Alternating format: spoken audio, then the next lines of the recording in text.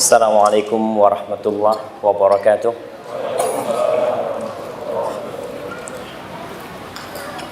Alhamdulillah alladzi bi ni'matihi tatimmus shalihat. Segala puji bagi Allah Jalla Jalaluh yang karena nikmatnya kebaikan-kebaikan menjadi sempurna. Sebuah keyakinan yang harus tertancap di dalam jiwa bahwa segala nikmat yang kita rasakan apapun bentuknya itu murni pemberian Allah Jalla Jalaluh. Sehingga tidak pantas seorang hamba merasa bangga tatkala dia berbuat kebaikan. Karena kebaikan itu sejatinya adalah karunia Allah Jalla Jalaluh. Kita pun bisa sampai ke tempat ini, Anda bisa duduk bersama antum, itu karena Allah Jalla Jalaluh.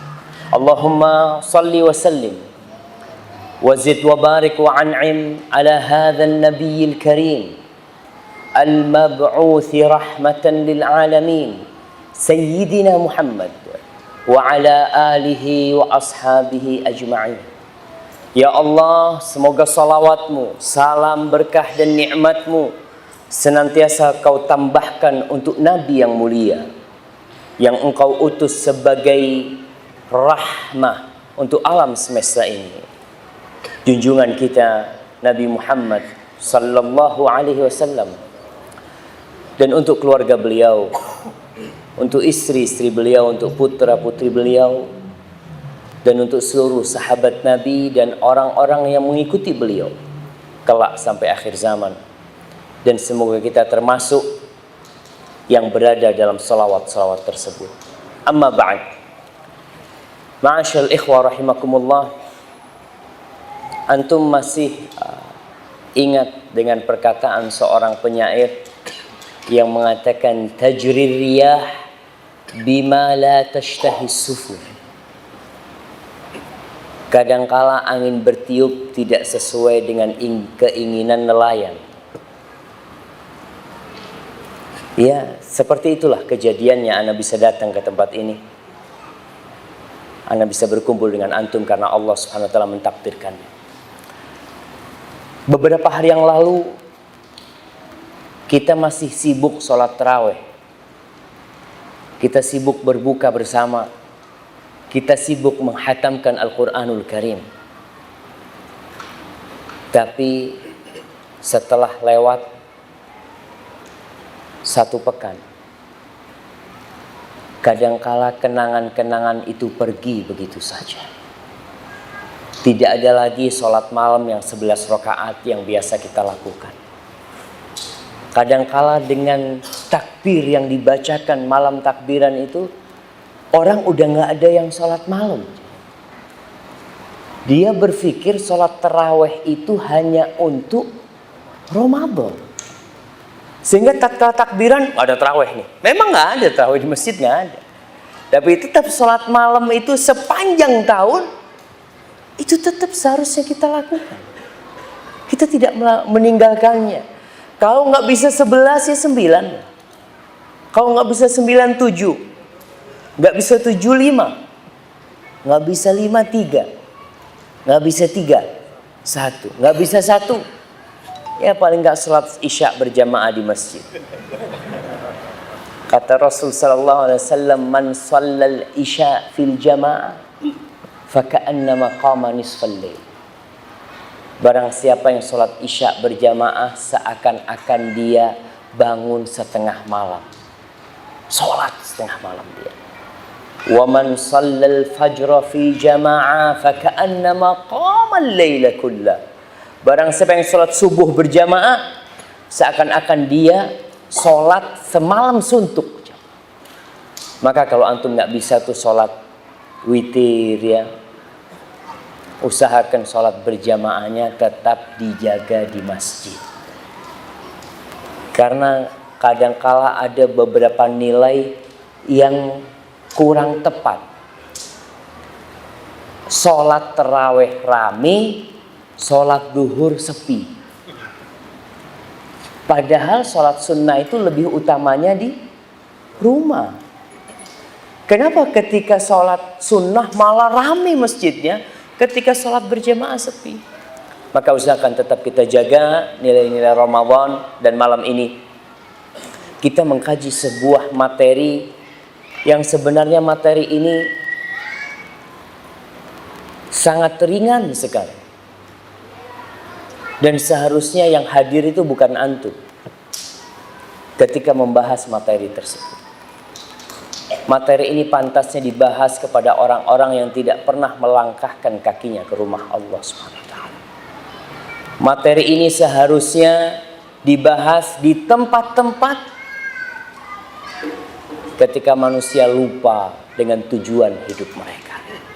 Seharusnya bikin kajian kayak gini di pasar. Iya. Ana lihat beberapa temen itu di Surabaya bikin kajian di mall. Iya. Karena biasanya banyak orang nongkrong di mall. Mereka mau nggak ngapa-ngapain ke mall. Sekedar jalan-jalan. Nah, di situ kita ceramain tuh mereka sini nih. Ente supaya tahu kenapa ente ada. Karena kalau diajak ke masjid nggak datang mereka. Apa mereka buka fanspage-nya Bali Mengaji? Enggak, kayaknya. Kita yang harus datengin tuh mereka tuh. Tapi insya Allah kita untuk memantapkan tentang kenapa kita ada di tempat ini, untuk apa kita ada. Sebagian orang berpandangan, insya Allah nggak ada di sini. Makanya anak kadang-kala kurang semangat nyampaikan ini kepada antum. Karena antum insya Allah sudah tahu kenapa antum ada di tempat ini. Buktinya antum ada di rumah Allah Subhanahu Wa Taala.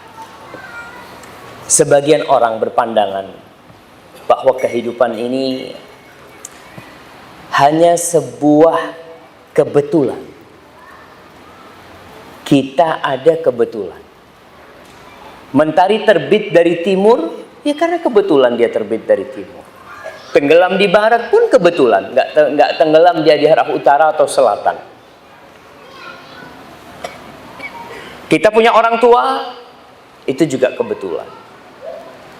Sehingga mereka berpandangan akhir kehidupan manusia itu, ya juga kebetulanan juga dia mati. Dan itu sudah ada sebelum masa Nabi Muhammad SAW.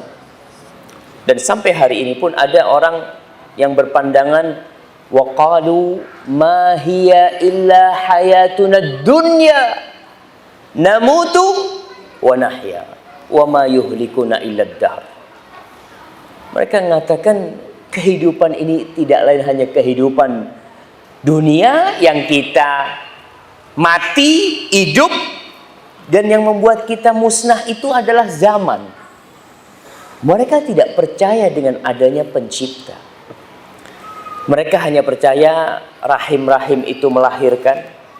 Kemudian kuburan-kuburan itu menelan jasad kita. Dan di antara waktu lahirnya kita sampai matinya manusia, itu hanya pergulatan mencari rizki, mencari makan, persaingan bisnis, persaingan rumah, kendaraan, sebuah pergerakan dan rutinitas yang tanpa tujuan dan target yang nyata. Mirip dengan kehidupan binatang. Sebagian orang seperti itu. Kita lihat kehidupan binatang. Untuk apa sih binatang itu hidup? Ya kita lihat, dia kalau umpamanya ayam dari telur lahir menetas, dia cari makan, kemudian besar sedikit, kemudian dia jadi indukan, punya anak lagi, ibunya disembelih mati, terus seperti itu. Apakah kita memang diciptakan sama seperti ayam? Terus kenapa Allah berikan kepada kita akal sehingga kita bisa berpikir? Terus kenapa Allah utus utusan-utusannya? Allah turunkan kitab-kitab. Kalau ternyata kehidupan kita itu hanya sebuah rutinitas yang berakhir dengan kematian tanpa ada apa-apa. Pandangan ini sebenarnya sangat bertentangan dengan orang yang punya akal. Apa mungkin Kita ini sekarang di masjid dekat bandara. Bandara Ngurah Rai. Apa mungkin ada orang didatangkan di Bandara Ngurah Rai? Ini kau duduk di tempat itu, di meja itu, tanpa tujuan apa-apa. Apa mungkin pegawai-pegawai yang jumlahnya ratusan bahkan ribuan didatangkan ke Bandara Ngurah Rai tanpa tugas, sekedar untuk main-main di bandara? Nggak mungkin. Mereka datang untuk tujuan, dan tiap orang tahu kenapa dia didatangkan. Kalau hanya waktu sementara aja orang tahu, mana mungkin Allah menciptakan kehidupan ini dengan segala fasilitas yang Allah lengkapi sia-sia. Di surat Al-Qiyamah ayat terakhir, Allah berfirman mengingatkan manusia. Al-Quran ini kemarin kita baca sampai hatam insyaallah di bulan Ramadan. Maka harapan kita membaca Al-Quran sekarang ini sama artinya. Paling tidak seumur hidup antum sekali menyelesaikan Al-Quran dengan artinya. Paling tidak. Karena ada orang yang sampai mati belum selesai itu dia baca kitab yang Allah turunkan. Mungkin dia sudah hatam, tapi untuk maknanya dia belum mengerti. Kan nggak apa-apa Ustaz, nggak apa-apa. Rasul sallallahu alaihi wasallam mengatakan mathalul mu'min alladzi la yaqra'ul Qur'an kamathalit tamr. Mukmin yang nggak ngaji itu permisalannya seperti kurma. Kata Rasulullah SAW, ta'muha hulu atau tayyib. Rasanya manis karena dia beriman, tapi nggak ada baunya, sehingga dia tidak bisa mewarnai orang, tidak bisa memberikan warna kepada masyarakat di sekitarnya, kepada keluarganya. Kenapa? Karena dia nggak punya bau. Di surat Qiyamah Allah berfirman, ayahsabul insan ayyutraka sudah. Apakah manusia mengira dia akan dibiarkan sia-sia begitu saja?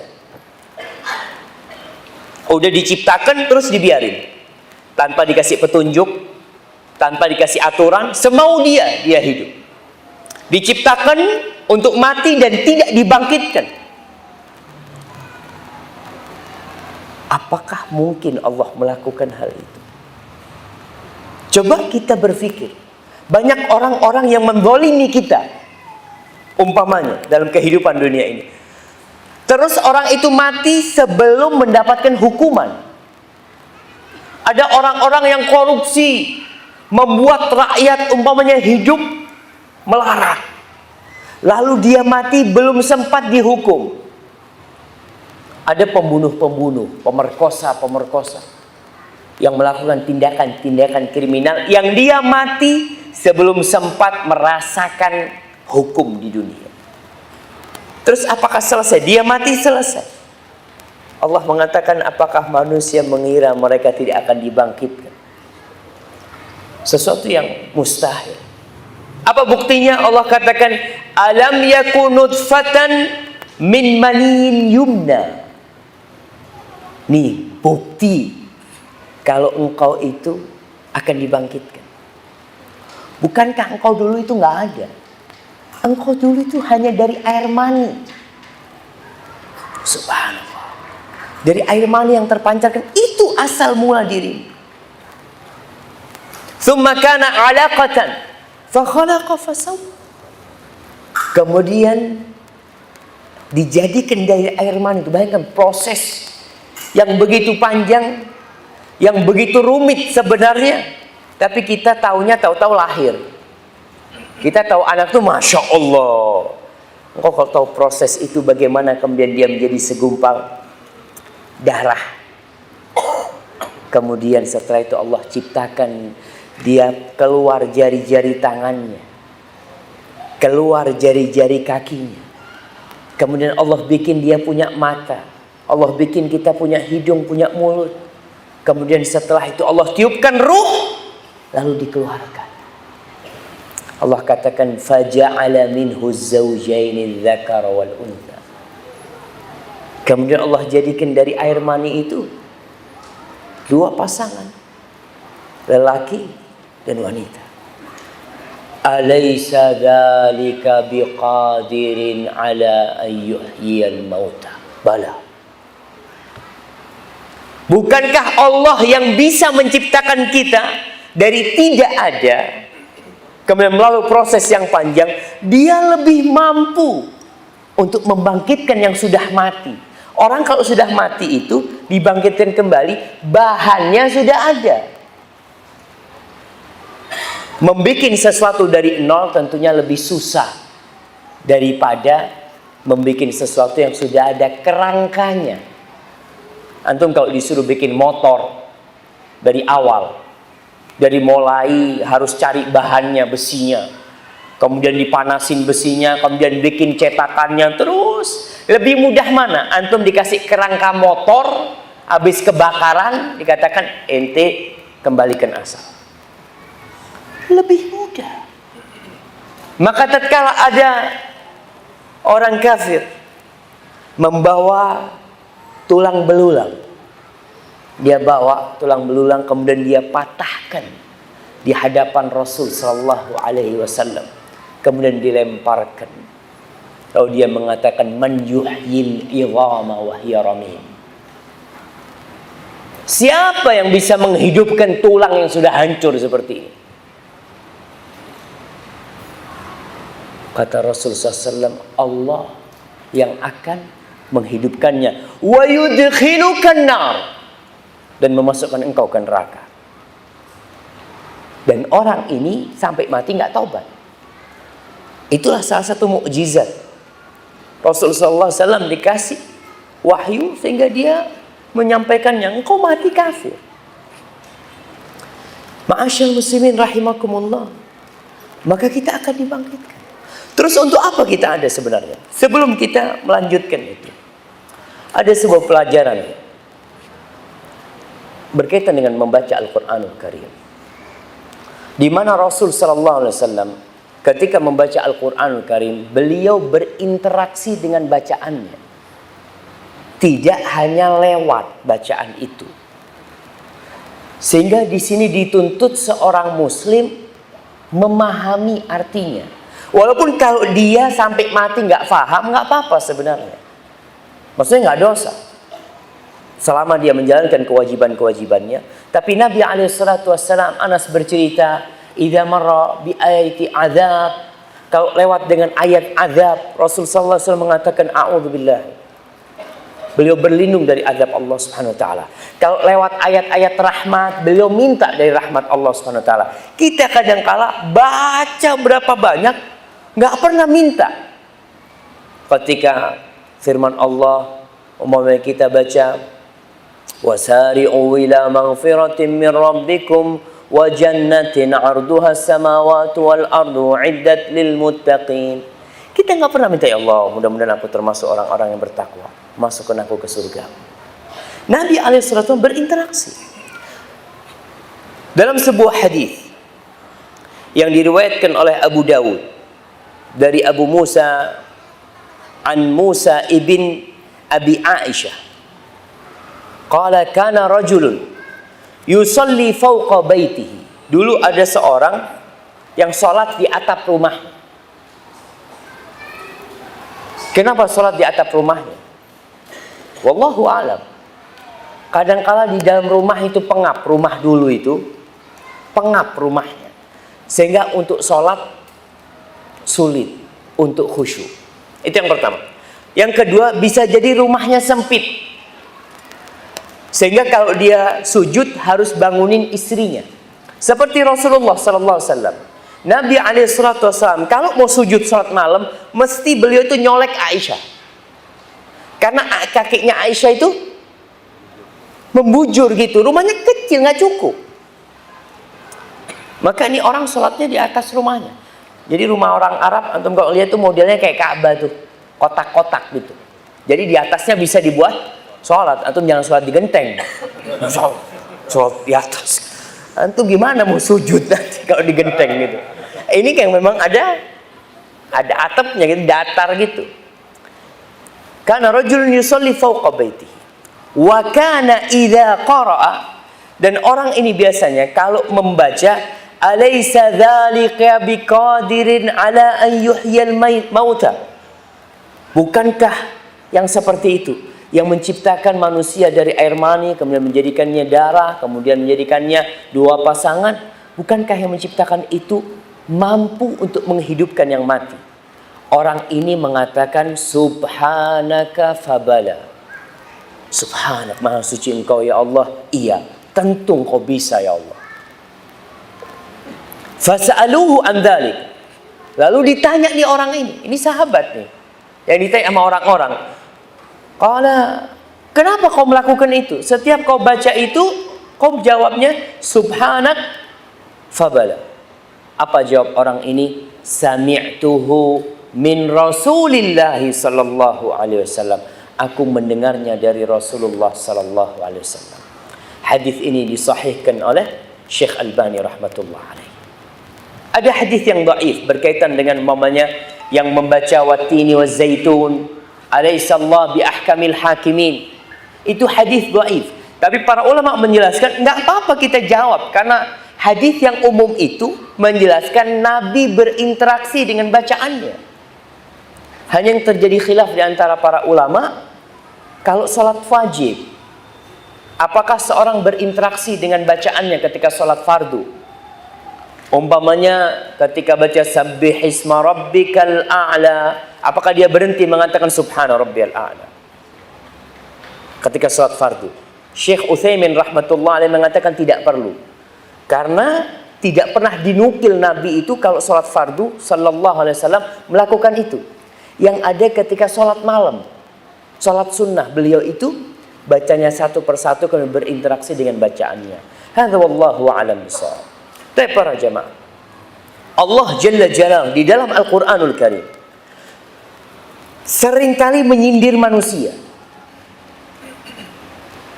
Antum tahu di Arab Saudi percetakan Al-Qur'anul Karim mencetak terjemahan Al-Qur'an dengan bahasa Inggris tanpa ada bahasa Arabnya.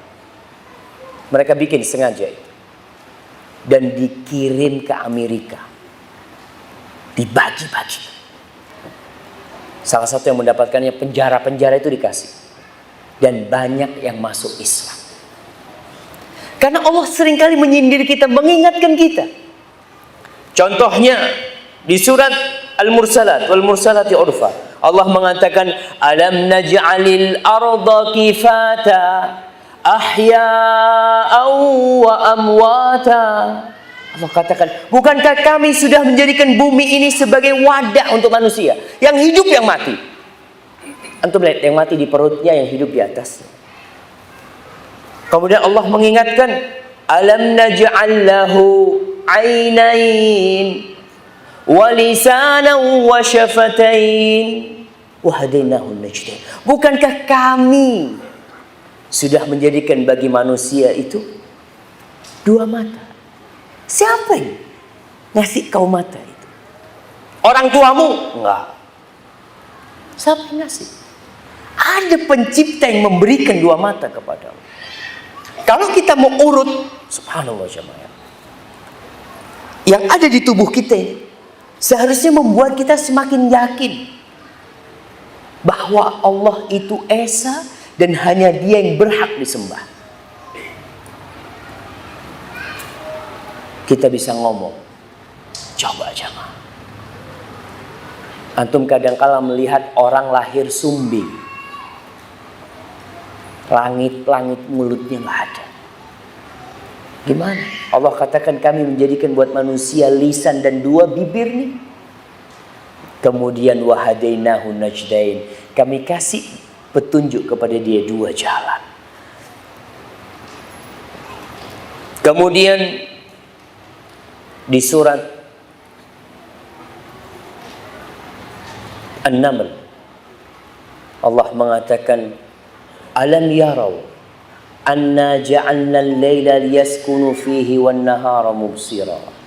Apakah manusia tidak melihat kami menjadikan malam itu tempat yang penuh dengan sakinah, penuh dengan kedamaian, Dan kami jadikan siang itu terang benderang sehingga orang bisa mencari maisha, mencari penghidupan dia. Nabi Ibrahim ketika debat sama Namrud. Namrud tanya, "Alam tara ila alladhi haja Ibrahim fi rabbih an atahu Allahul mulk?" Apakah engkau tidak melihat kepada orang yang berdebat dengan Ibrahim, di mana Allah telah memberikan kekuasaan kepada dia? Orang biasanya kalau punya kekuasaan itu sombong, sulit menerima kebenaran. Orang kalau dikasih kekayaan itu biasanya akan merasa lebih, sehingga bukti-bukti kebenaran yang disampaikan kepada dia jadi mental. Karena apa?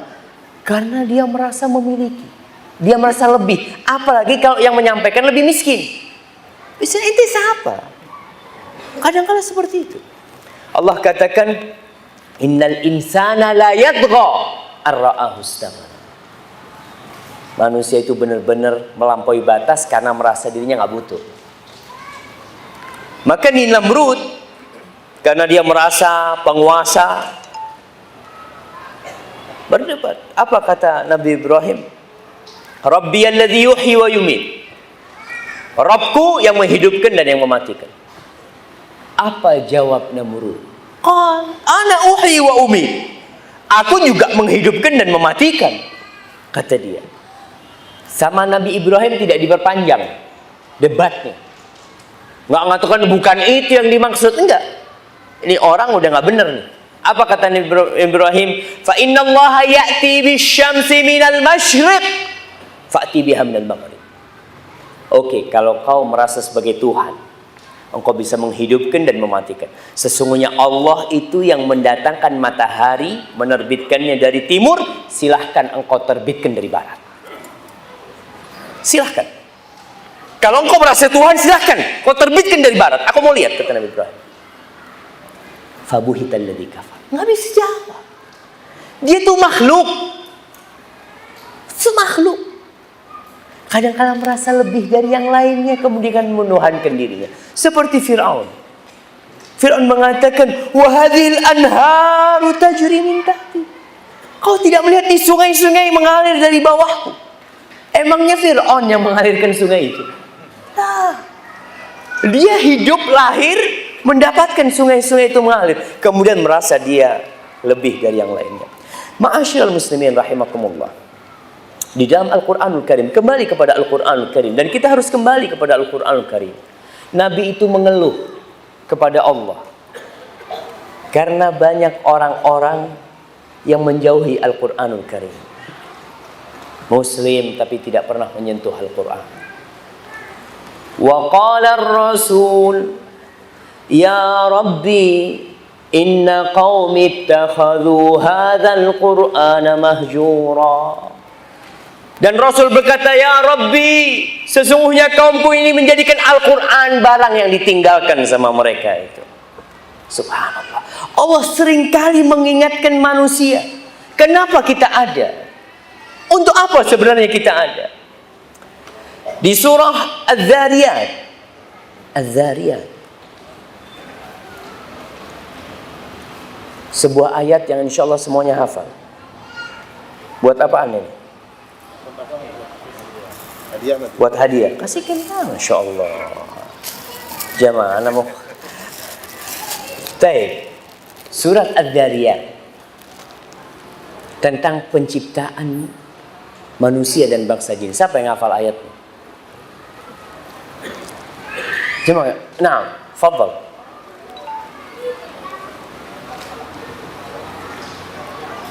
Nah, jemaah antum harus hafal semua ayat itu. Semuanya satu ayat.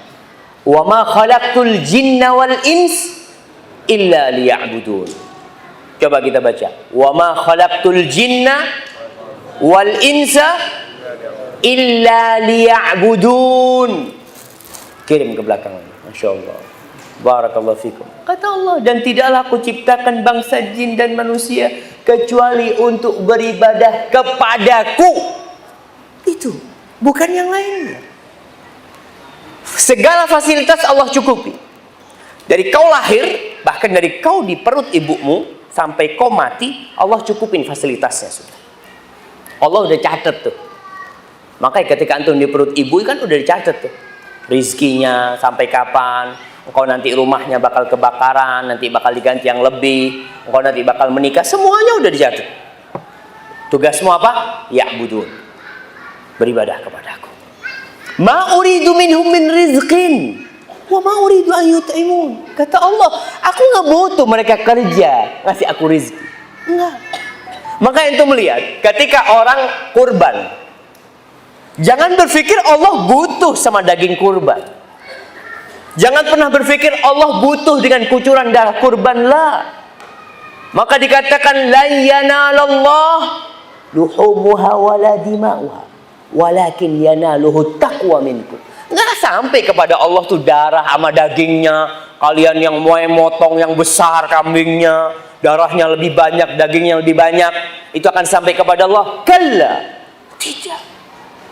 Apa yang sampai kepada Allah? Takwa dari kalian. Walakin yanaluhu taqwa minkum. Kata Allah, ma uridu minhum min rizqin wa ma uridu an yut'imun. Mereka ngasih makan nggak butuh. Ketika Allah wajibkan haji, walillahi 'alan nasi hajjul baiti man istata'a ilaihi sabila. Apa dipikir Allah butuh ada orang yang berkunjung ke rumah Allah? Allah butuh orang-orang Indonesia yang jumlahnya tiap tahun 200.000 untuk berangkat haji? La. Kata Allah, wa man kafara fa innallaha ghaniyun 'anil 'alamin. Barang siapa yang kufur, yang nggak mau berangkat haji, Allah itu nggak butuh sama alam semesta ini. Allah nggak butuh dengan alam semesta ini. Allahu Akbar. Apa bukti ketidakbutuhan Allah dengan alam semesta ini? Semuanya bakal Allah hancuri. Semuanya bakal. Kita pun akan hancur. Maka tujuan Allah menciptakan kita hanya untuk beribadah kepadanya. Di surah Al-Mulk ayat kedua, Allah juga ingatkan kenapa dia ciptakan kematian dan kehidupan. Siapa yang menjawab? Nah, alladzi khalaqal mauta wal hayata liyabluwakum ayyukum ahsanu amala wa huwal azizul ghafur. Kata Allah, dialah Allah yang menciptakan kematian dan kehidupan. Kenapa Allah mulai dengan kematian? Supaya kita sadar, engkau dulu itu nggak ada. Maka jangan sombong, engkau dulu nggak ada. Engkau dulu itu nggak bisa berdiri. Jangan berdiri, merangkak nggak bisa. Engkau hanya tergolek di atas ranjang. Lahir manusia itu nggak bisa apa-apa. Kau hanya bisa menangis. Semuanya dibantuin orang. Apa engkau nggak sadar bahwasanya ada yang menginginkan keberadaan? Dan engkau lihat orang tuamu mati, kakekmu mati, fulan yang kaya mati, fulan yang miskin mati. Apa sih tujuan hidup ini? Liyabluwakum ayyukum ahsanu amala. Untuk menguji siapa di antara kalian yang paling baik amalannya, bukan siapa yang beramal. Karena masih banyak di masyarakat muslim yang mereka mengatakan yang penting kan sholat Ustaz, yang penting kan Islam. Enggak. Yang penting itu bagaimana kita sholat dan diterima. Karena orang yang sholat ada yang masuk neraka. Fawailul lil musalli. Celaka sholat. Yang nggak sholat jangan dibicarakan. Yang sholat aja masih ada kemungkinan dia celaka. Karena sholatnya asal sholat. Ma'asyil muslimin rahimakumullah. Di dalam Al-Quranul Karim ada perintah pertama di dalam Al-Quran. Kemarin nih Ramadan, insya Allah bulannya Quran, semua tahu tuh. Apa perintah pertama dalam Al-Quranul Karim? Hadiah terakhir nih jemaah. Iqra, terakhir itu di juz amma itu. Buka Al-Quran dari awal, ada perintah pertama. Siapa yang tahu?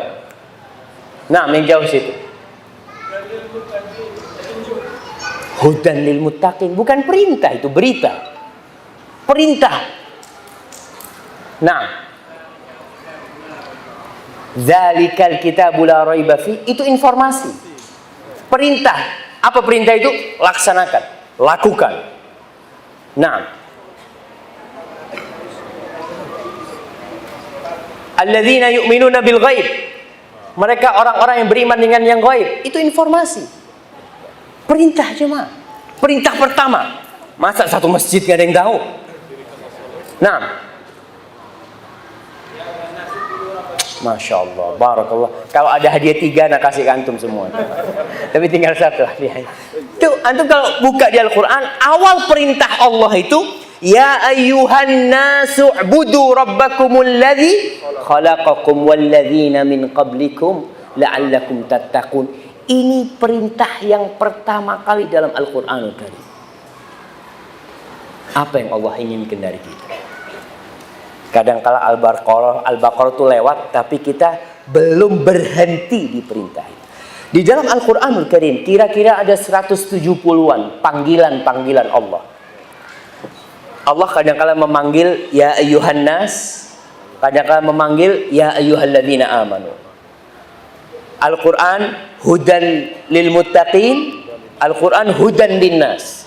Al-Quran itu petunjuk buat orang-orang yang beriman, yang bertakwa, dan dia petunjuk buat manusia. Panggilan-panggilan ini, kenapa Allah panggil ya ayyuhan nas? Supaya yang merasa manusia dengarkan. Yang merasa manusia, maka Allah panggil ya ayyuhan nas. Dan biasanya orang kalau dipanggil, Masya Allah. Umpamanya di antara kambing-kambing dan ada 3 orang di situ. Antum manggil, wahai manusia, kira-kira noleh enggak dia? Masya Allah, Anda bukan kambing. Iya, saya manusia gitu kan. Dia akan noleh. Dan Allah panggil ya ayyuhan nas. Berulang kali Allah panggil. Umpamanya di surat Al-Hujurat, Allah panggil ya ayyuhalladzina amanu la tuqaddimu baina yadayillahi wa rasulih. Ya ayyuhalladzina amanu la tarfa'u aswatakum fawqa sautin nabi.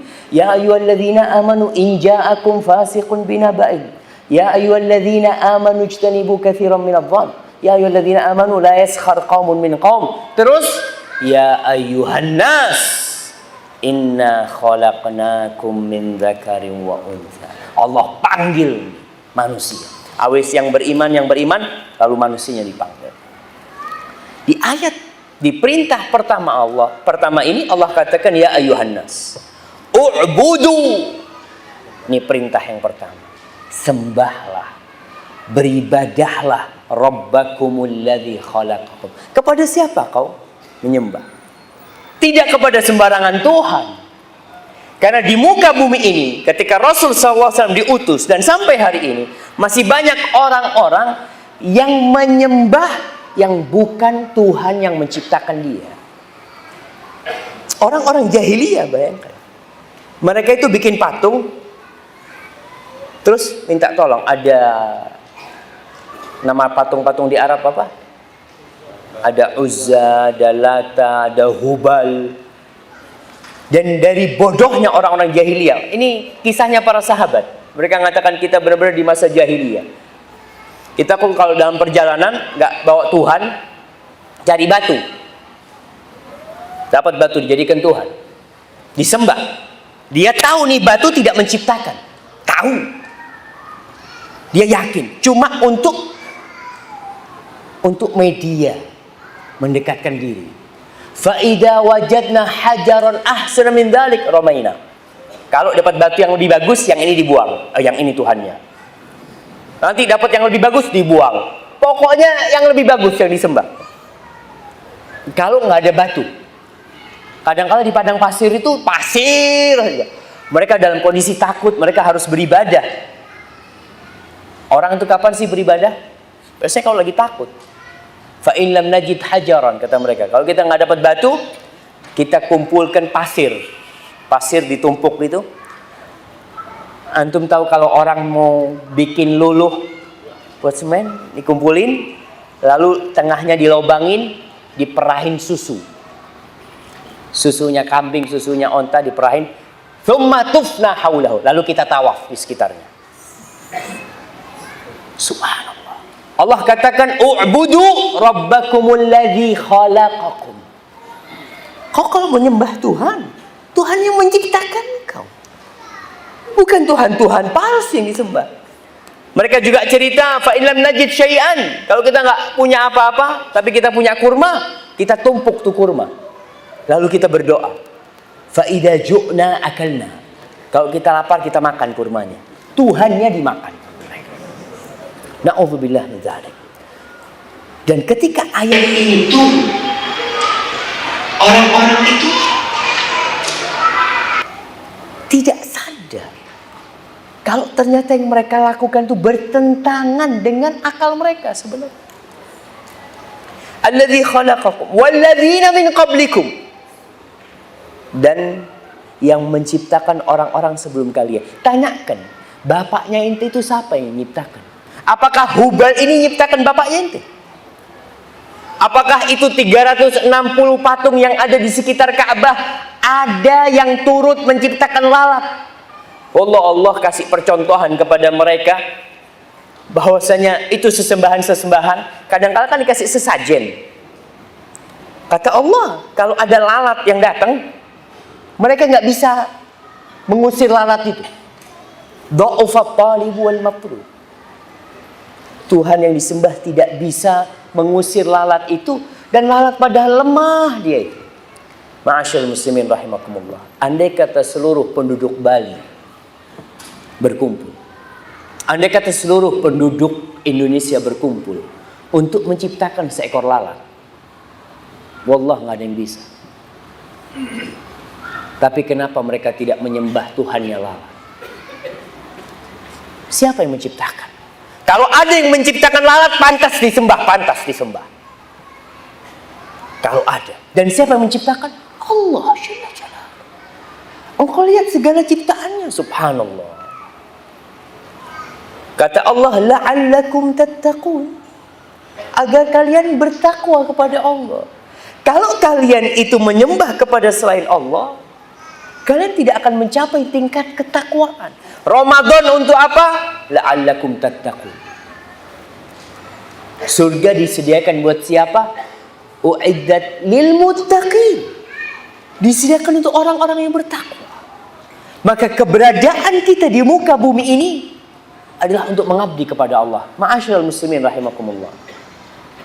Tidak bisa diingkari, semua manusia itu memiliki fitrah ketuhanan. Ketika ada angin yang datang, dia itu takut. Dia merasa ada kekuatan yang menciptakan dia, yang seharusnya dia meminta tolong kepada kekuatan itu. Allah katakan, bukti kalau Allah yang pantas disembah. Apa kata Allah? Alladzi ja'ala lakumul arda firasya. Allah yang menjadikan bumi ini sebagai hamparan. Siapa yang menciptakan bumi ini? Apakah ada sesembahan-sesembahan yang pernah turut menciptakan bumi? Nggak ada. Was-samaa'a binaa'a. Dan Allah yang menciptakan langit sebagai bangunan yang kokoh tanpa tiang. Antum lihat masjid kita nih. Kita berpikir masjid kita nih kokoh banget. Ada berapa tiang? Ada berapa tiang jemaah? Lu cuma berapa kali berapa nih tiangnya begitu banyaknya, langit yang begitu besarnya tanpa tiang. Apakah engkau tidak akan menyembah yang menciptakan langit itu? Maka Allah ingatkan manusia, "A'antum asyaddu khalqan amis sama banah?" Apakah penciptaan kalian itu lebih dahsyat daripada penciptaan langit? Mudah menciptakan kalian itu, kata Allah. Penciptaan langit tentunya lebih susah. Langit ini berapa lapis ya, Ma? 7 tingkat. Sab'a samawatin tibaqa. Kemudian Allah katakan, "Wa anzala minas sama'i ma'an fa akhraja bihi minas thamarati rizqan lakum." Dan dia yang menurunkan dari langit, yakni dari awan, air. Semua yang hidup ini Allah ciptakan dari air. Dan air itu dari bawah apa dari atas ya? Dari atas. Apa buktinya? Buktinya ketika hujan tidak turun, sumur itu kering. Buktinya ketika hujan tidak turun, sungai-sungai itu kering. Orang tidak menggali, mereka mencari di atas. Kadangkala mata air pun kering. Tatkala hutan terbakar di Riau, siapa yang mematikannya? Indonesia bekerja sama dengan Singapura, dengan Malaysia untuk mematikan itu hutan yang terbakar. Tapi tidak terbakar kecuali tatkala Allah turunkan hujan baru terbakar. Coba kita berpikir, siapa yang menurunkan hujan? Di Indonesia terkenal ada pawang hujan. Ada sohib nih, cerita dia tanya sama pawang hujan, "Mas, kenapa sih kalau musim hujan sampean itu kok tidak nyarang hujan?"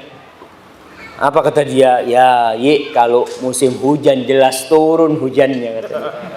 "Tapi kalau nggak musim hujan mungkin kan nggak turun." "Bapak, ya kita ini cuma cari duit," kata dia.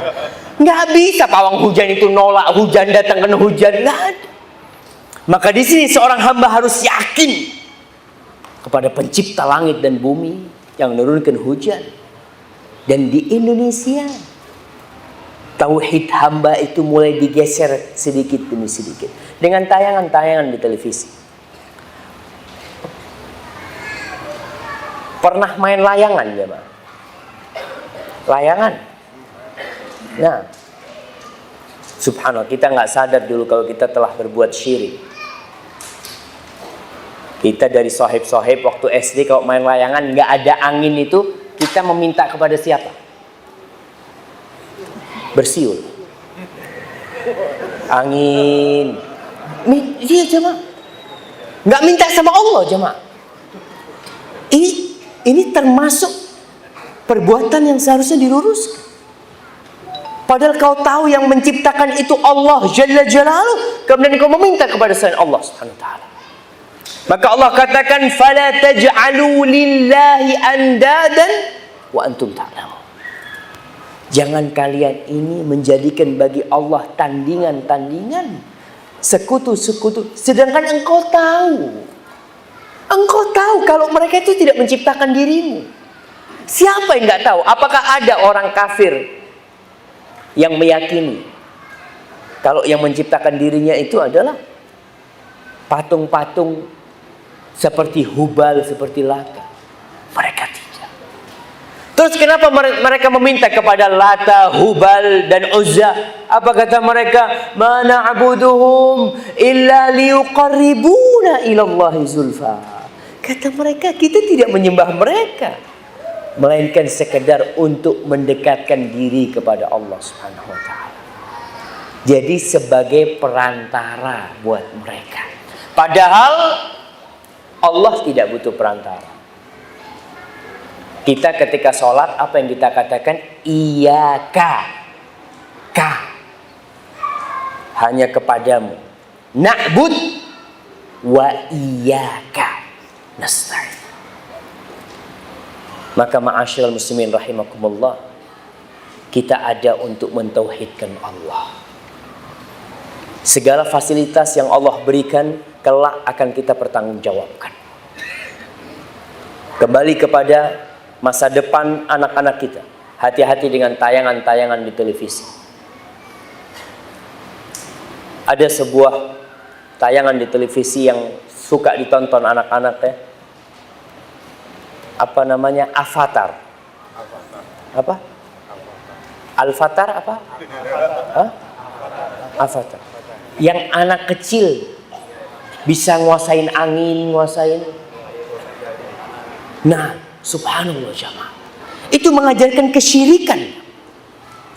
Dan film-film dari barat ya yang banyak yang hadir di Indonesia, rata-rata pesan yang disampaikan itu tidak ada hari kebangkitan. Itu pesan yang disampaikan kepada kita. Sehingga manusia tidak sadar bahwasanya dia diciptakan untuk mengabdi kepada Allah Jalla Jalaluhu. Silahkan engkau mengabdi kepada Allah dimanapun engkau berada. Dan seorang muslim, detik-detik dari kehidupan dia seharusnya mendekatkan diri kepada Allah Subhanahu wa taala. Tidak harus di masjid. Allah katakan kepada orang yang habis salat Jumat, apa kata Allah? Fa idza qudiyatis shalah fantashiru fil ardh. Kalau selesai salat, silahkan kalian itu bertebaran di bumi. Ya, maka kita lanjutkan habis salat Isya. Hadza wa sallallahu ala nabiyyina Muhammadin wa ala alihi washabbihi wasallam. Alhamdulillah. Wassalatu wassalamu ala Rasulillah, amma ba'd. Setelah sesi pertama itu, insyaallah kita semua semakin yakin bahwa keberadaan kita di muka bumi ini hanyalah untuk mengabdi kepada Allah Subhanahu wa taala. Semua fasilitas yang Allah berikan yang ada di tubuh kita atau yang di luar, itu semua adalah untuk menguji siapa di antara kita yang paling baik amalannya.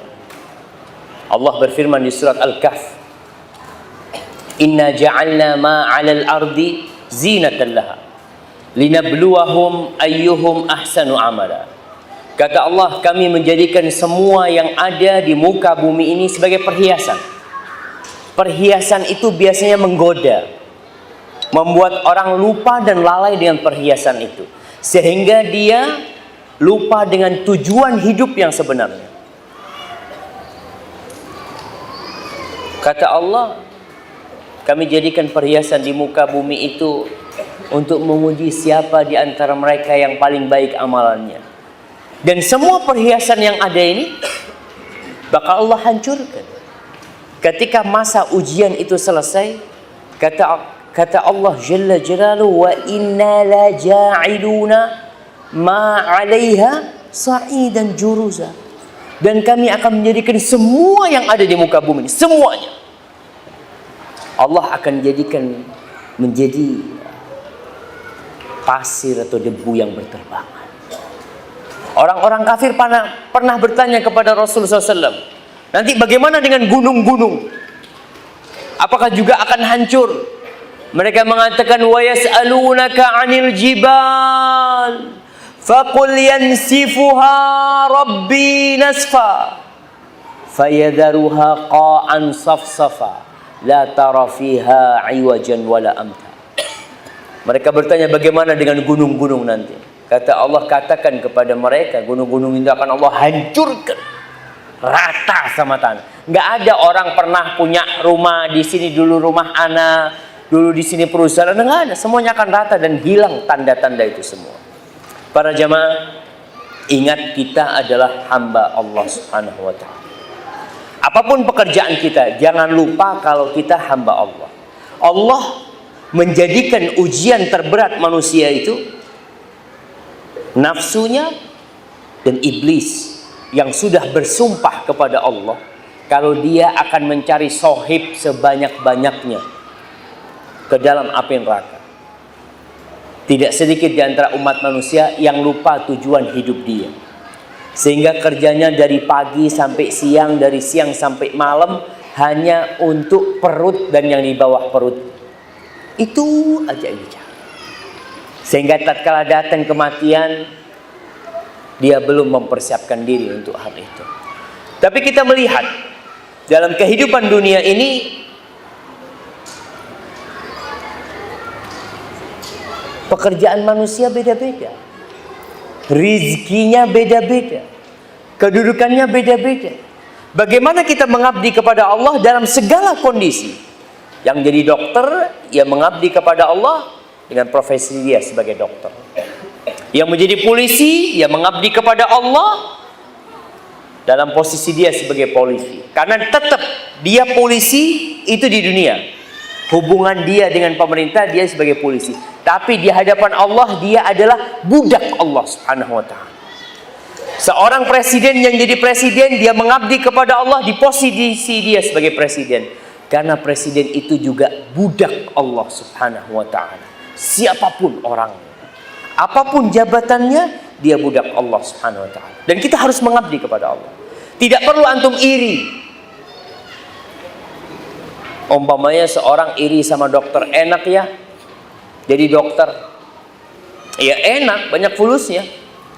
Terus ente gimana? Ente pun bisa mengabdi kepada Allah dalam posisi. Tapi seorang mukmin harus berusaha untuk berlomba-lomba dalam kebaikan ketika mendekatkan diri kepada Allah. Bayangkan bagaimana sahabat-sahabat Nabi datang kepada Rasul sallallahu alaihi wasallam mengatakan, "Ya Rasulullah, dhahaba ahlud duthur bil ujur." Wahai Rasulullah, itu orang-orang yang punya fulus, mereka pergi membawa pahala yang banyak. Kita nggak punya fulus gimana? Apa kata Rasul sallallahu alaihi wasallam? Mau kalian aku kasih amalan? Kalau kalian amalkan tuh, kalian akan menyaingi mereka. Apa amalannya?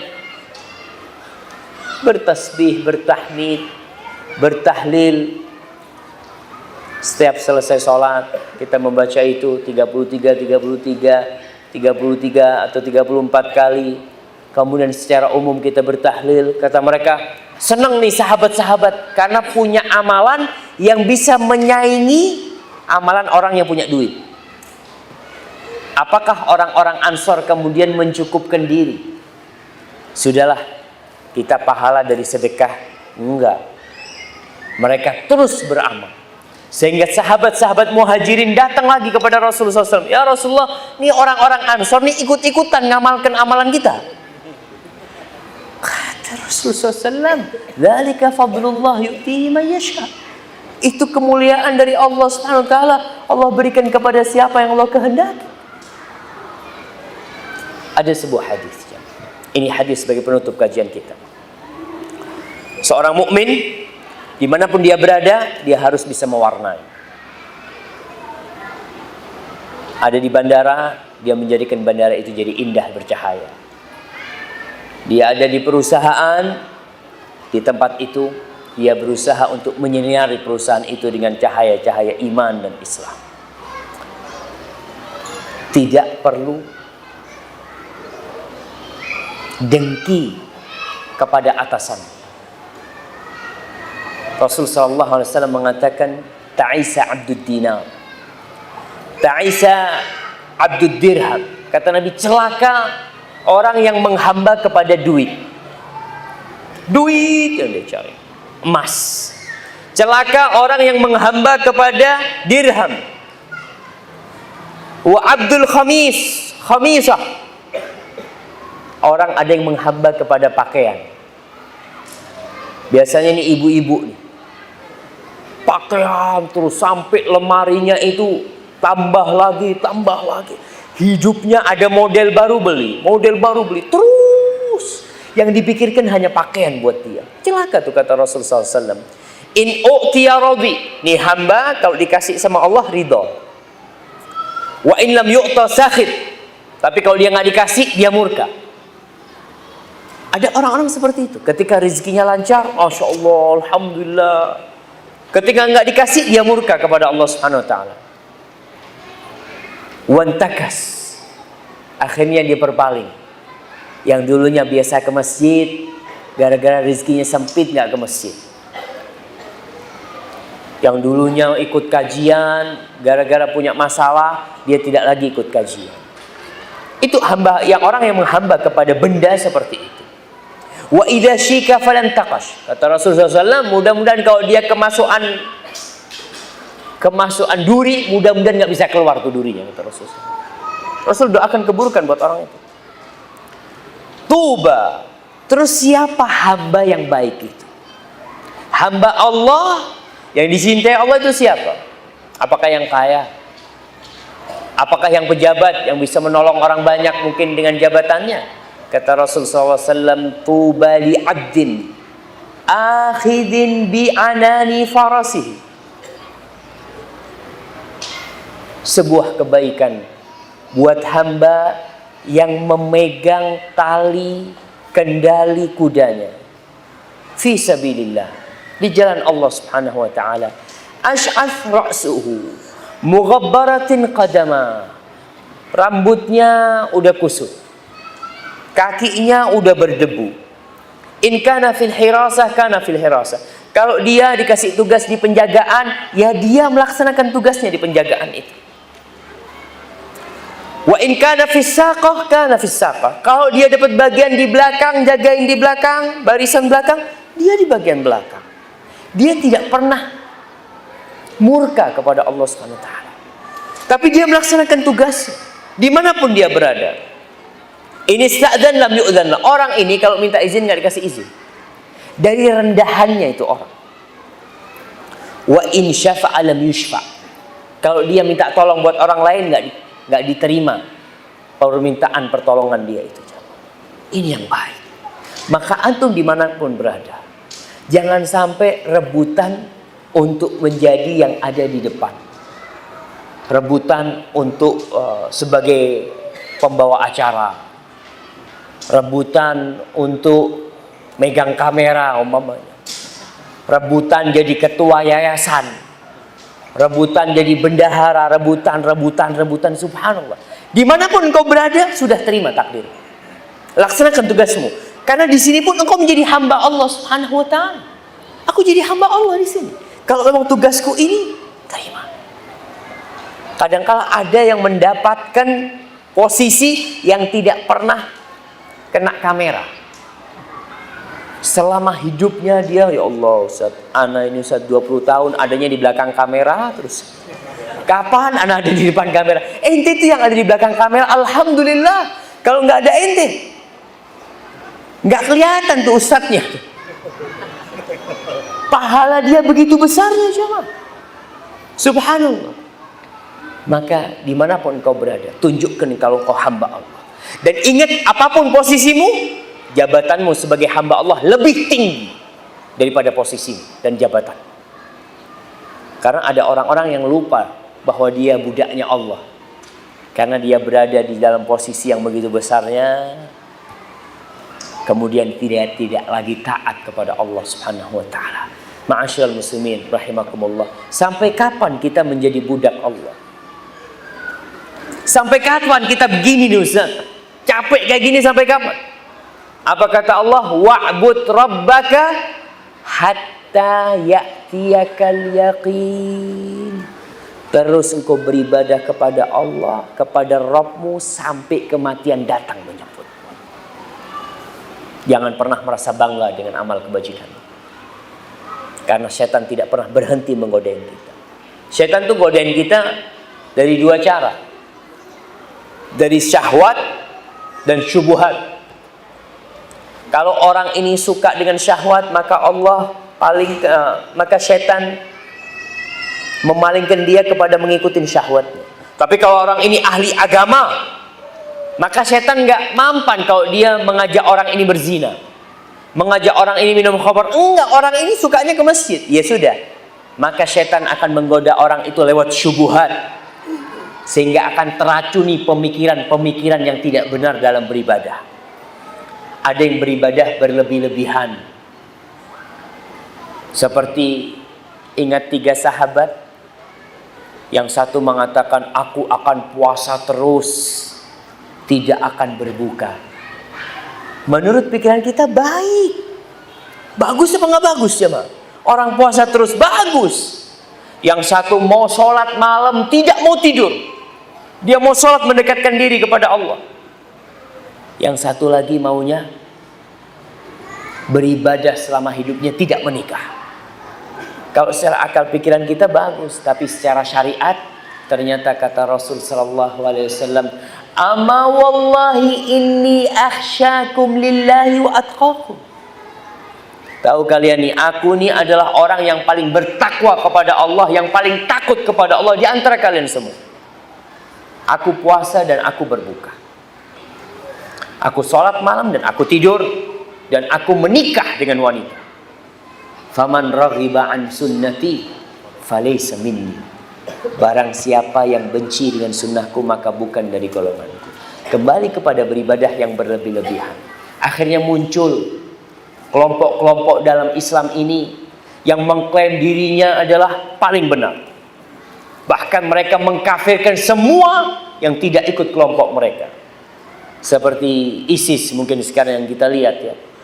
yang mereka mengklaim pengeboman yang ada di Medina, pengeboman yang di Jeddah, mereka melakukan itu. Mereka benar-benar seperti sabda Rasul sallallahu alaihi wasallam. Nabi mengatakan tentang orang-orang Khawarij ini dahulunya. Apa kata Rasul sallallahu alaihi wasallam? Yatrukuna ahlal awthan wa yaqtuluna ahlal Islam. Mereka membiarkan penyembah-penyembah berhala dan mereka membunuh orang-orang Islam. Ini salah satu syubhat syaitan. Anda pernah mendengarkan salah satu telepon antara orang ISIS sama temannya. Apa kata dia? Syuf, kata dia, membunuh kalian ini lebih utama daripada membunuh orang kafir asli. Karena kalian murtad semua. Dan orang yang murtad halal darahnya. Itu yang mereka lakukan. Dan ini termasuk penyimpangan yang dilakukan oleh syaitan kepada berlebih-lebihan dalam beribadah. Maka ibadah yang benar, menjadi hamba Allah yang benar adalah tetap di atas sunnah Rasul sallallahu alaihi wasallam, mengikuti pemahaman para sahabat Nabi Muhammad sallallahu alaihi wasallam, tidak meremehkan agama. Ada mulai kelompok-kelompok yang meremehkan Islam, meremehkan Al-Quran. Bahkan mereka ada di antaranya yang menghalalkan LGBT. Nah, kita bicara ulama ini. Seorang mengatakan, katanya, ini profesor tafsir. Dia mengatakan LGBT itu nggak apa-apa. Yang nggak boleh itu kalau ada pemaksaan. Iya. Terus bagaimana kisah Nabi Lut? Yaitu Nabi Lut itu karena ada pemaksaan mereka itu. Kalau suka sama suka nggak apa-apa. Bahkan ada yang menulis, naudzubillah, sampai saya itu malu menyebutkan. Mereka mengatakan, ya lesbian, homo nggak apa-apa. Itu kan ciptaan Allah. Itu kan takdir Allah juga. Naudzubillah min dzalik. Terus apa? Allah turunkan Al-Quran untuk apa? Maka ada yang berlebih-lebihan ke sana. Sama, itu termasuk syubhat. Sehingga mereka menganggap agama tidak dibutuhkan lagi dalam kehidupan ini. Menganggap semua agama sama. Tidak, Islam adalah agama yang toleransi. Islam agama yang menghargai orang lain. Islam agama yang rahmatan lil alamin. Tapi Islam satu-satunya agama yang benar. Innad dina indallahi Islam. Sesungguhnya agama di sisi Allah yang diterima hanya Islam. Wa may yabtaghi ghairal islami dinan falan yuqbal. Barang siapa yang cari agama selain Islam, maka Allah tidak akan terima. Wa huwa fil akhirati minal khasirin. Dia di akhirat termasuk orang-orang yang merugi. Hadza wallahu a'lam bishawab. Itu yang bisa kita sampaikan pada kesempatan kali ini. Kita mungkin masuk ke sesi tanya jawab. Dan Anda mohon maaf kalau ada pertanyaan yang tidak bisa dijawab ya. Salah satu kelebihan pertanyaan yang tertulis ini enak jemaah. Kalau ustadznya nggak bisa jawab, nggak dibaca.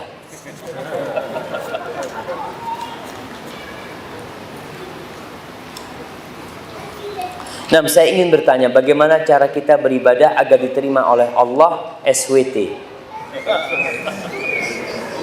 Kenapa sih jemaah?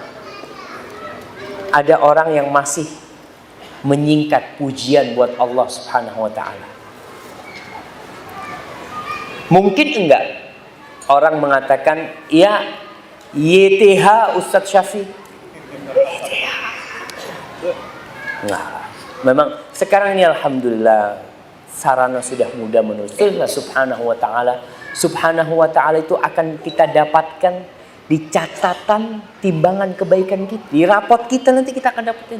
Kalau yang kita tulis SWT, yang ada di rapot apa? Ya SWT. Apa yang kita tulis itu yang akan kita dapatkan. Baik, saya ingin bertanya bagaimana cara kita beribadah agar diterima oleh Allah Subhanahu wa ta'ala. Ketika Allah menurunkan Nabi Adam alaihissalam dari surga, Allah mengatakan, fa imma ya'tiyannakum minni huda faman tabi'a hudaya fala khaufun 'alaihim wala hum yahzanun. Dan di ayat lainnya, faman tabi'a hudaya fala yadhillu wala yashqa. Kata Allah, kalau datang hidayah kepada kalian nanti, ini Allah mengatakan kepada Nabi Adam, yang ngikutin hidayah itu maka hidupnya akan penuh dengan ketentraman dan kebahagiaan. Dia tidak akan takut dan dia tidak akan khawatir. Dia tidak akan tersesat dan dia tidak akan sengsara hidupnya. Apa hidayah yang Allah turunkan? Allah utus para nabi. Maka beribadah tidak sembarangan. Allah turunkan kitab-kitab kepada para nabi. Lewat itulah kita beribadah. Sehingga Allah berfirman, liyabluwakum ayyukum ahsanu amala, untuk menguji siapa di antara kalian yang paling baik amalannya. Kata Fudail bin Iyad, Allah tidak akan menerima amalan sampai amalan itu jadi benar dan baik. Benar dan baik. Benar itu dari mana kita tahu? Dari mana jemaah? Benar itu ya karena ada tuntunannya. Umpamanya kenapa kita salat zuhur 4 rakaat? Ustaz, mungkin salat zuhur 4 rakaat itu kalau masjidnya nggak pakai AC. Kalau pakai AC kan kenapa nggak 8 rakaat Ustaz? Kita kalau pakai akal kita kan gitu. Kan lebih banyak lebih baik. Salat subuh, oke lah Ustaz. Salat subuh itu kan Nabi dulu kan bacaannya panjang-panjang 2 rakaat. Sekarang imamnya cuma baca kulhu sama qul al-falaq. Masa 2 rakaat juga? Kita berpikir dibikin aja 6 rakaat. Enggak. Kalau secara akal mungkin itu baik. Tapi tidak benar. Baik itu ikhlas lillahi ta'ala. Benar itu mengikuti tuntunannya Rasulullah SAW. Allah sebutkan di surat Al-Ma'un, fawailun lil musallin, celaka buat orang-orang yang salat. Siapa sih? Alladzina hum an salatihim sahun. Mereka yang lalai dengan salatnya. Lalai ini dalam artian menunda-nunda waktunya. Salat zuhur pas waktu asar, salat asar pas waktu maghrib, tidak sesuai dengan syariatnya, tidak mengikuti sunnah Rasul SAW. Alladzina hum yura'un. Di sini dia riya, tidak ikhlas lillahi ta'ala. Maka syarat diterimanya amalan itu syahadat kita, asyhadu an la ilaha illallah wa asyhadu anna Muhammad Rasulullah. Asyhadu an la ilaha illallah menuntut kita untuk ikhlas.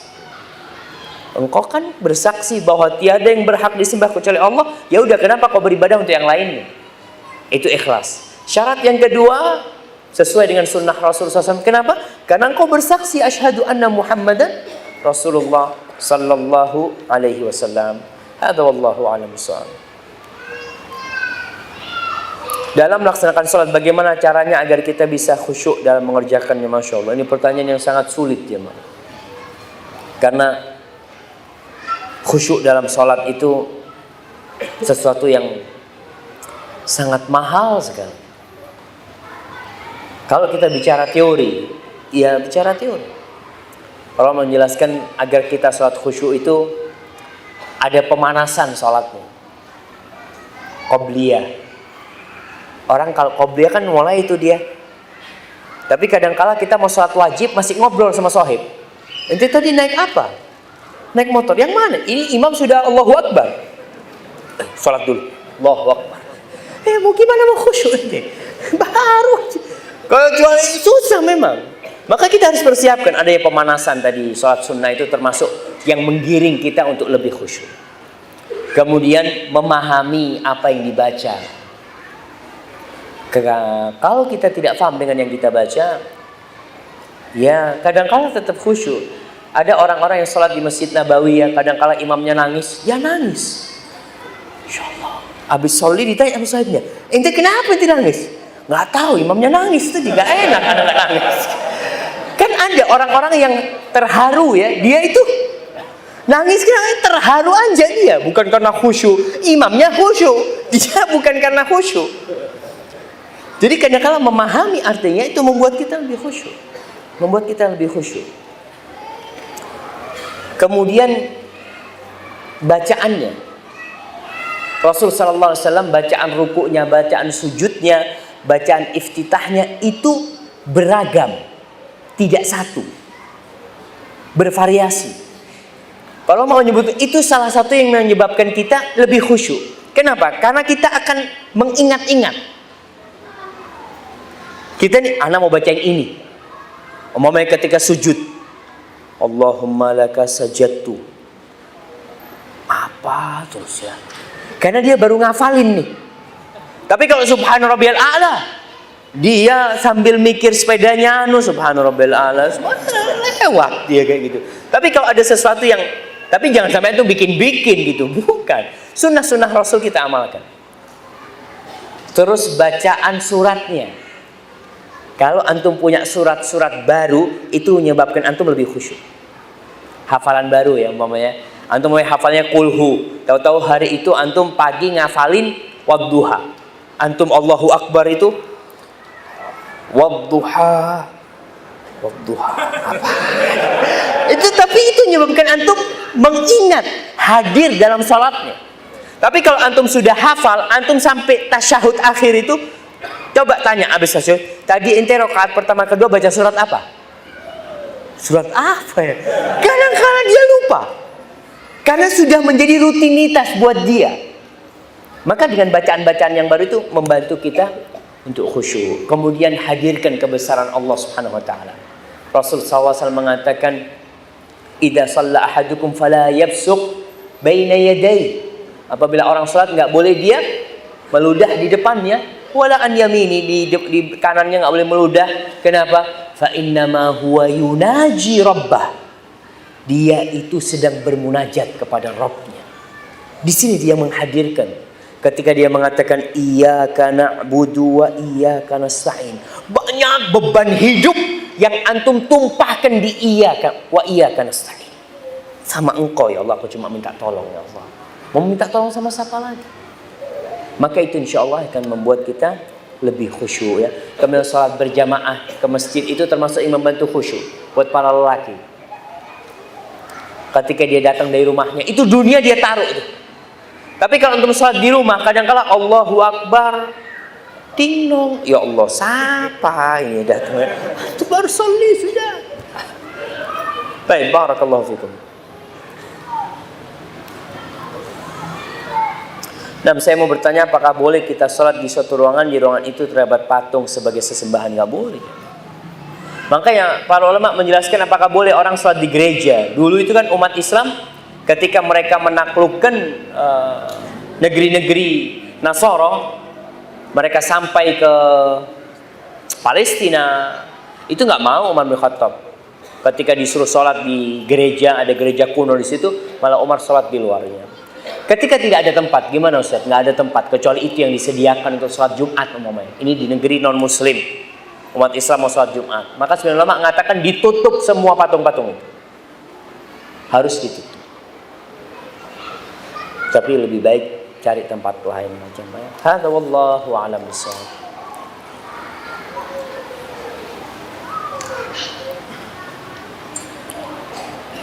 Apa hukumnya ilmu yin and yang? Yin and yang. Apa nih? Kepercayaan Cina yang bisa melihat karakter serta kekuatan dan kelemahan seseorang berdasarkan tanggal lahir dan waktu lahir. Subhanallah. Ya ini tidak jauh dengan ilmu Jawa sebenarnya. Iya kan? Di Jawa itu ada. Mungkin kalau di Jawa itu yin and yang. Karena biasanya ada hono coroko apa gitu kan. Jawa itu mereka juga punya di Jawa itu.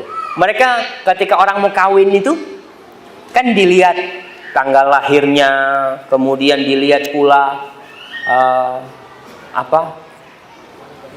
kalau yang sering ada Scorpio, ada bintangnya seperti itu dilihat. Nggak boleh kita melakukan hal itu, kecuali memang Allah menjadikan itu sebab. Mengetahui karakter orang itu mungkin dari wajahnya. Ada yang orang ngelihat wajah orang kalau kayak gini nih kelihatan tuh. Kayaknya pelit nih kalau dari jauh kelihatan. Itu kadang-kala terjadi seperti itu. Itu firasat sebenarnya. Ada ilmu firasat. Itu nggak masalah. Kita melihat perasaan, aduh nggak enak kayaknya sama orang ini.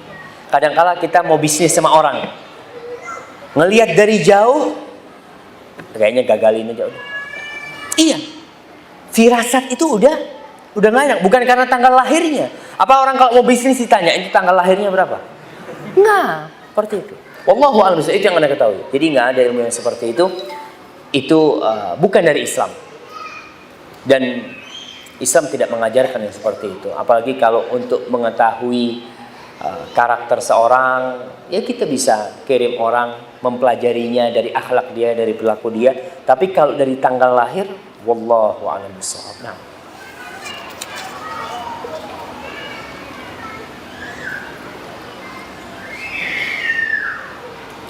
Nah, bagaimana cara menasihati orang tua kita yang masih belum mengenal atau belum bisa mengamalkan sunnah karena lingkungan sehari-harinya kurang mendukung? Subhanallah. Lingkungan itu sangat besar pengaruhnya. Kenapa di dalam Islam itu disyariatkan hijrah? Ada syariat hijrah ila yaumil qiyamah, sampai hari kiamat. Karena masalahnya lingkungan.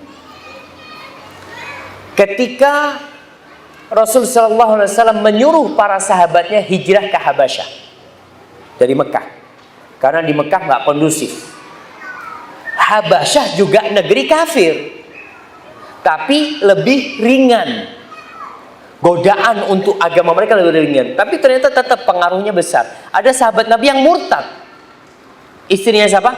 Suaminya siapa? Suaminya Ummu Habibah. Jadi murtad dia. Padahal dia awalnya muslim. Karena lingkungan. Maka pengaruh lingkungan ini sangat besar sekali. Kita yang seharusnya menciptakan lingkungan itu. Kalau berkaitan dengan orang tua kita, banyak anak itu yang merantau. Sehingga dia tidak bisa sering-sering berkumpul sama orang tuanya. Mungkin cuma ketika mudik, ya Ustaz, anak susah ngasih nasihat orang tua. Itu berapa kali ngasih nasihat orang tua? Ya cuma kalau mudik seminggu. Seminggu sama ente, setelah itu 350 hari bersama lingkungannya. Oleh karena itu Al-Auza'i, Ibn Rahuyah, apa Al-Auza'i, satu antara dua orang ini, Ishaq Ibn Rahuyah insyaallah. Ketika itu dia di Lebanon, tahu-tahu ada orang datang, orang Persia. Ditanya, ente dari mana? Dari Tastur. Tastur itu daerah Iran sana, Iran Irak sana. Ditanya, ente muslim? Iya, anak muslim, kata dia. Orang tua ente masih majusi. Anak ninggalkan dia masih majusi. Apa kata gurunya ini? Yang mengatakan, coba kau pulang. Jangan kau tinggalkan orang tuamu. Mungkin orang tuamu bisa dapat hidayah lewat dirimu. Ini baru nyampe nih, suruh pulang. Ya udah pulang nih. Ketika pulang ternyata bapaknya sakit.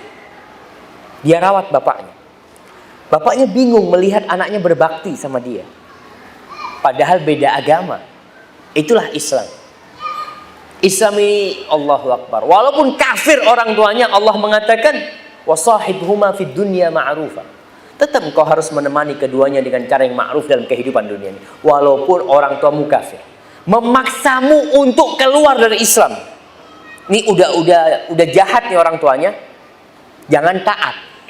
Fala tuti'huma, kata Allah, tapi tetap engkau punya kewajiban berbakti kepada keduanya. Subhanallah. Maka ayahnya ini bingung lihat anaknya merawat. Ayahnya tanya, anakku, agamamu ini agama apa sih? Ceritalah anaknya tentang Islam. Akhirnya bapaknya masuk Islam. Dan sehari dua hari setelah itu meninggal dunia bapak. Antum bayangkan. Itu kadang-kala kekurangan kita. Kita tinggalkan orang tua kita jauh dengan lingkungan yang jauh dari agama, dari sunnah. Sehingga ya udah. Coba kita kumpul sama dia, atau orang tua kita bawa umpamanya dengan lingkungan yang lebih baik, atau kita kenalkan dengan orang-orang yang kenal agama dengan baik, mudah-mudahan dapat hidayah nantinya. Susah sendirian menegakkan kebenaran kalau lingkungannya tidak mendukung. Maka disyariatkan hijrah. Kisah orang yang membunuh 100 orang. Apa kata gurunya ketika dia tanya? Kampungmu ini kampung nggak benar. Kau harus hijrah.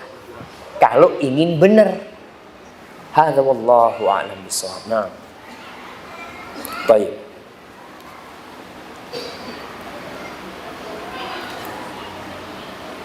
Bagaimana hukumnya membawa nasi lengkap kemudian dibawa ke seorang tokoh masyarakat untuk dimintakan doa bagi orang yang sudah meninggal? Iya, ini namanya tawassul. Di dalam Islam itu ada 3 tawasul yang disyariatkan. Yang pertama tawasul dengan Asma'ullah al-Husna, seperti doa ketika Lailatul Qadar. Allahumma innaka afuun tuhibbul afwa. Lihat deh, 2 kata pertama kita tidak berdoa. Kita mengatakan Allahumma innaka, ya Allah sesungguhnya engkau maha pemaaf. Tuhibbul afwa, engkau cinta dengan maaf. Baru kita minta fa'fu anni, Allah ampuni, maafkan aku ya Allah. Itu tawasul dengan Asma'ullah al-Husna. Ya Ghafur ighfirli, ya. Itu nggak masalah. Tawasul yang kedua, tawasul dengan amal soleh. Seperti sedekah, puasa sunnah, apa aja. Nabi mengatakan dawu mardakum bisadaqah. Obati orang yang sakit di antara kalian dengan kalian bersedekah, nggak apa-apa. Kita sedekah ke masjid, ya Allah mudah-mudahan kau sembuhkan ummi ana ya Allah. Nggak masalah. Itu tawasul dengan amal soleh. Yang ketiga, tawasul dengan doa orang soleh yang masih hidup. Boleh. Kita datang ke rumah orang soleh itu, ya biasanya kita bawa oleh-oleh atau apa. Tapi Anda nggak tahu maksudnya nasi lengkap ini apakah itu sekedar oleh-oleh buat sang tokoh masyarakat. Kalau memang dia orang yang soleh ya, nggak apa-apa jemaah. Kita datang tuh kepada orang soleh minta doanya nggak apa-apa. Tapi syaratnya dia masih hidup. Dan benar orang itu orang soleh, bukan dukun. Nah, kita harus, jangan sampai yang kita datengin dukun. Datang, para ulama itu masih tetap seperti itu. Datang kepada gurunya, ngatakan guruku doakan anak. Anak ngomong sama abahnya, mau mi-nya, mi besok anak mau ujian, mi doakan anak mi ya. Mi anak besok mau berangkat ke Bali, doakan. Itu nggak masalah. Itu termasuk tawasul dengan doa orang soleh yang masih hidup. Para sahabat minta doanya Rasul SAW, minta doanya Abbas, minta doanya orang-orang soleh. Tidak semua orang dimintain doa. Makanya ketika minta hujan, Umar bin Khattab bertawasul dengan Abbas, dipanggil Abbas, sini kau doa minta sama Allah buat kita. Berdoa, nggak apa-apa itu jamaah. Tapi jangan itu jadikan kebiasaan sehingga kita nggak mau berdoa. Ente kenapa nggak minta? Wallah ana takut tidak dikabulkan. Allah itu berfirman, ud'uni pasti Allah kabulkan. Kau minta, jangan takut. Iya, satu pertanyaan terakhir mungkin jamaah ya.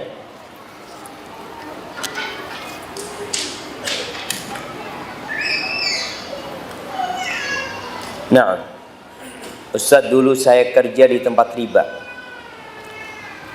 Sekarang saya ingin tobat, tapi saya bingung cara membersihkan harta yang saya beli bercampur antara uang halal dan riba. Tolong penjelasannya. Barakallahu fiik. Iya. Jadi riba harta haram ini ada 2 macam. Ada yang barangnya haram.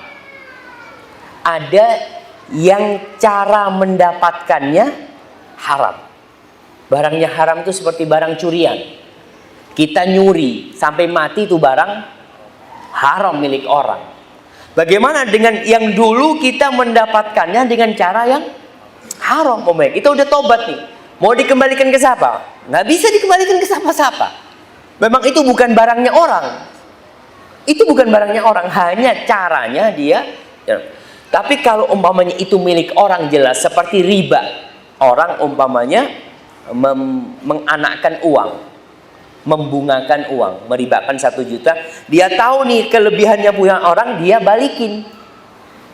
Tapi kalau dia nggak tahu, Ustaz nggak tahu, Ustaz, ana cuma kerjanya dulu di tempat riba, jadi dia nggak tahu mana barang yang halal, yang haram ya. Yang seperti ini hendaklah banyak-banyak bersedekah dia, banyak-banyak bersedekah dengan niat membersihkan dirinya dari yang haram-haram.